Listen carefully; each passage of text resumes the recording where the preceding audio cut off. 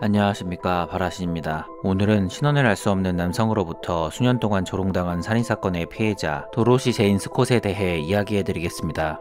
1980년 5월 28일 저녁 미국 캘리포니아주 애너하임 32세의 도로시 제인 스콧이라는 여성이 늦게까지 회사에 남아 동료들과 회의를 하고 있었습니다. 이날따라 캘리포니아의 날씨는 무척 더웠고 저녁 9시에 시작된 회의는 끝날 기색이 보이질 않았습니다. 결국 그녀는 어머니에게 연락하여 회사에서 늦게 끝날 것 같으니 아들을 좀 더 봐달라고 부탁을 하였습니다. 도로시는 매우 지루해하며 빨리 회의가 끝나 집으로 돌아가기만을 기다리고 있었습니다.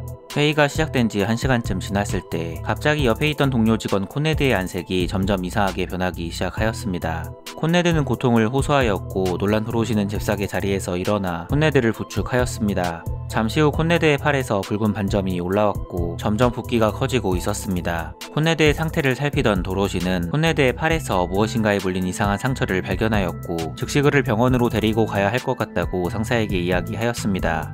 놀란 상사는 빨리 콘네드를 병원에 데리고 가라고 도로시에게 이야기했고 도로시는 다른 동료 직원 팸 헤드와 함께 콘네드를 병원에 데려다주기 위해 회의 중간에 먼저 빠져나왔습니다. 도로시는 자신의 차를 타고 병원에 가는 도중 동료들에게 양해를 구하고 잠시만 자신의 어머니의 집에 들렀다가 가자고 말했습니다. 당시에는 휴대전화가 없었기 때문에 도로시는 어머니의 집에 들러 자초지종을 설명하고 늦을 것 같다고 말하려고 하는 것이었습니다. 동료들의 허락을 받고 부모님의 집에 들른 도로시는 어머니에게 아들을 데리러 언제 올지 모르니 먼저 자고 있으라는 이야기를 하였습니다. 그리고 도로시는 입고 있던 검은색 스카프를 빨간색 스카프로 바꿔 입고 집에서 나왔고 차를 몰고 캘리포니아 대학교 어바이 메디컬 센터 응급실로 향했습니다.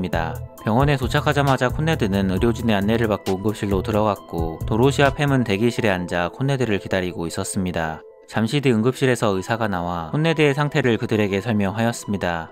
의사는 콘네드가 치명적인 독을 가진 거미로 알려진 검은 과부 거미에게 물렸다고 이야기하였습니다. 의사가 이야기한 검은 과부 거미는 미국에서는 일반 가정집이나 마당의 잔디밭 등에서 흔하게 볼 수 있는 거미였습니다. 검은 과부 거미는 사람에게 공격적이지 않지만 만지거나 너무 가까이 가면 물릴 수 있으나 빠른 응급처치를 하게 된다면 생명에 지장을 줄 정도는 아니었습니다. 의사는 콘네드를 빨리 응급실에 데리고 와서 다행이라고 말하며 간단한 처치 뒤에 퇴원해도 된다고 말하였습니다. 저녁 11시쯤 퇴원 수속을 마친 콘네드는 팸과 함께 처방전을 들고 약국에서 약을 처방받기 위해 줄을 섰고 그 사이 도로시는 화장실을 다녀온 뒤 주차장에서 차를 가져와 병원 정문에서 콘네드와 팸을 픽업하기로 하였습니다. 약을 처방받은 콘네드와 팸은 병원 정문 앞에서 도로시의 차가 나오기만을 기다리고 있었습니다. 10분에서 20분쯤 지났을 때 도로시의 1973년식 흰색 토요타 스테이션 웨건이 병원 주차장에서 나와 콘네드와 팸을 향해 다가왔습니다. 당시 차의 헤드라이트가 너무 밝아 운전대를 잡은 운전자를 알아볼 수 없었지만 주차장에서 나오는 차는 도로시의 차가 확실하였습니다. 콘네드와 팸은 두 팔을 흔들며 도로시에게 신호를 보냈는데 이상하게도 도로시의 차는 그들 앞에 멈추지 않고 빠른 속도로 지나가 버렸습니다. 콘네드와 팸은 소리를 치며 도로시의 차를 멈춰 세우려고 했으나 도로시의 차는 그대로 병원 밖으로 나가버렸고 밖으로 나가자마자 헤드라이트를 끄고 어둠 속으로 사라져 버렸습니다. 급하게 떠나는 도로시의 차를 본 콘네드와 팸은 도로시의 아들에게 무엇인가 문제가 생긴 것이 틀림없다고 생각했고 병원으로 도로시가 다시 돌아올 때까지 잠시 그녀를 기다리기로 하였습니다. 하지만 2시간이나 지났는데도 도로시는 병원으로 돌아오지 않았고 콘네드와 팸은 병원 전화로 도로시의 부모님 제이콥과 베라의 집에 전화를 걸어 그녀가 집에 왔는지 확인하였습니다. 하지만 전화를 받은 도로시의 어머니 베라는 집에 도로시가 오지 않았다고 말하였고 무엇인가 이상함을 느낀 콘네드와 팸은 즉시 경찰에 연락하여 상황을 설명하였습니다. 다 큰 성인이 자신의 차를 타고 사라졌다는 신고를 받은 경찰은 도로시가 실종되었다는 그들의 이야기를 듣곤 크게 걱정하지 않았습니다. 경찰은 콘네드와 팸을 진정시키며 조만간 도로시가 나타날 거라고 말하였습니다. 1980년 5월 28일 오전 4시 30분 도로시가 마지막으로 목격된 지 약 5시간 후 그녀의 자동차가 병원에서 16km 정도 떨어진 곳에서 발견되었습니다. 놀랍게도 어두운 골목에서 발견된 도로시의 자동차는 누군가에 의해 전소된 채 발견되었고 이제서야 경찰은 사건의 심각성을 깨닫고 본격적으로 도로시를 찾기 시작하였습니다.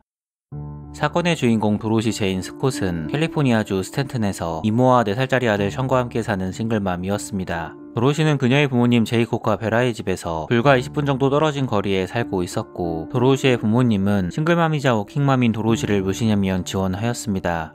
독실한 기독교인이었던 도로시는 술과 담배도 일절하지 않았으며 가정적이고 아들을 사랑하는 어머니였습니다. 당시 그녀는 아버지 제이콥이 운영하는 스윙거의 사이클숍이라는 곳에서 비서로 일했으며 그 옆에 있는 가게인 커스텀존의 헤드샵이라는 곳에서도 일하고 있었습니다. 싱글맘이자 워킹맘인 도로시는 아들을 위해 여러 직장에서 열심히 일하였고, 그런 딸을 돕기 위해 도로시의 어머니는 딸이 일하는 날에는 꼭 순자 션을 돌봐 주었습니다. 도로시의 아버지 제이콥은 딸이 가끔 남자와 데이트를 하기도 하였지만 실종 다시 만나고 있는 남자는 없었다고 진술을 하였습니다. 하지만 도로시의 실종 사건을 조사하던 경찰은 그녀의 친구로부터 미스테리한 이야기를 듣게 되었습니다. 도로시가 사라지기 몇 달 전, 그녀는 친구들에게 당시 자신을 스토킹하는 남자에게 협박 전화를 받고 있다고 말하였습니다. 처음에 의문의 남성은 도로시의 집과 회사에 전화를 걸어 그녀를 사랑한다고 이야기를 하였습니다. 하지만 도로시가 그의 고백을 받지 않자 의문의 남성은 즉시 그녀를 죽이겠다고 위협하였고, 심지어 그녀의 하루 일과를 정확하게 말하며 항상 너를 지켜보고 있다고 말하였습니다. 어느 날 밤 의문의 남성은 도로시의 집에 전화를 걸어 그녀에게 현관 앞에 놓인 선물을 가지고 오라고 이야기를 하였습니다. 놀란 도로시는 전화를 끊자마자 문 밖으로 나갔고, 그녀는 죽은 장미 한 송이가 자신의 차 위에 올려져 있는 것을 발견하였습니다. 결국 도로시는 그 남성의 목소리를 몰래 녹음하여 부모님과 친구들 그리고 직장 동료들에게 목소리를 들려주며 혹시 아는 사람이냐고 물어보았으나 아무도 목소리의 주인공이 누구인지 모른다는 답을 하였습니다. 도로시가 실종되기 일주일 전, 그녀는 자신과 아들 션을 지키기 위해 호신술을 배우기 시작했고 권총을 구입해 품속에 가지고 다녔습니다. 경찰은 누가 도로시에게 전화를 걸었는지 찾기 시작하였고 유력한 용의자 한 명을 특정합니다. 경찰의 레이더에 걸린 남성의 이름은 도로시가 일하던 가게인 커스텀존의 헤드샵을 운영했던 마이크 버틀러였습니다. 당시 산속 산장에서 혼자 살고 있었던 마이크는 직원으로 일하고 있는 도로시를 짝사랑하고 있었고, 놀랍게도 당시 오컬트에 심취해 있었다고 합니다. 하지만 경찰은 마이크가 범인이라는 결정적인 증거는 발견하지 못하였습니다. 도로시가 사라진 지 일주일 뒤인 1980년 6월, 도로시의 부모님 제이콥과 베라의 집에 한 통의 전화가 걸려옵니다. 전화를 건 남성은 전화를 받은 도로시의 어머니 베라에게 도로시의 가족이냐고 물어보았고, 어머니 베라는 그렇다고 대답을 하였습니다.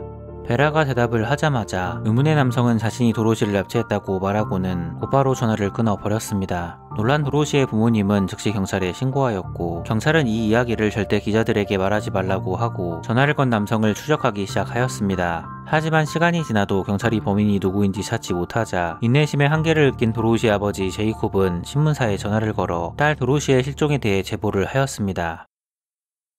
결국 도로시에 대한 기사가 보도되었는데, 기사가 보도되던 날 기사를 보도한 신문사의 편집자 팬 라일리는 이상한 전화 한 통을 받게 되었습니다. 전화를 건 의문의 남성은 라일리에게 내가 도로시를 죽였고 그녀는 내 전무였다라는 이상한 이야기를 하였습니다. 전화를 건 남성은 도로시가 사라진 그날 그녀가 빨간색 스카프를 두른 것을 알고 있었고, 그리고 도로시가 동료 콘데드 때문에 병원에 간 사실도 정확하게 알고 있었습니다. 전화를 받은 편집자 팻 라일리는 즉시 경찰에 신고하였고, 경찰은 전화를 건 남성이 범인이라고 확신하였습니다. 이후 경찰은 도로시가 만났던 남자들을 모두 불러 조사를 하였고, 도로시의 전남편이자 아들 션의 아버지까지 소환하여 조사하였으나 모두 사건 당일 완벽한 알리바이를 가지고 있었습니다. 경찰을 조롱이라도 하듯 의문의 남성은 계속해서 도로시의 부모님의 집에 전화를 하였고, 이상하게도 도로시의 어머니 베라가 혼자 집에 있는 수요일 저녁에만 전화하였습니다. 전화를 건 남성은 매번 어머니 베라에게 도로시는 내가 납치했고 내가 죽였다는 말을 반복하였습니다. 하지만 어쩌다가 도로시 아버지 제이콥이 전화를 받으면 아무 말 없이 전화를 끊어버렸습니다. 안타깝게도 발신자가 전화통화를 오래 하지 않았기 때문에 경찰은 전화를 건 사람을 추적할 수 없었고, 이렇게 도로시의 부모님은 4년간 딸을 죽였을지도 모르는 살인마의 전화를 받으며 하루하루를 힘들게 보냈습니다. 1984년 8월 6일 도로시가 사라진 지 4년 후 건설 현장 인부가 산타아나 캐년로드 주변 덤물 속에서 사람의 유골을 발견합니다. 발견된 유골은 두개골과 골반, 허벅지 뼈 2개, 팔 1개로 신체의 일부만 발견되었습니다. 그리고 시신이 차고 있던 시계도 발견되었는데, 이 시계는 도로시가 사라진 다음 날인 1980년 5월 29일 12시 30분에 멈춰 있었습니다. 조사 결과 이 시신의 주인은 4년 전 실종된 도로시 제인 스콧임이 밝혀졌고, 시신은 대략 2년 전인 1982년 10월경에 이곳에 매장된 것으로 조사되었습니다. 이상하게도 도로시의 옆에서 개의 유골이 발견되었는데, 경찰은 도로시와 개의 시신 사이에 어떤 관계가 있는지 전혀 알아낼 수 없었습니다.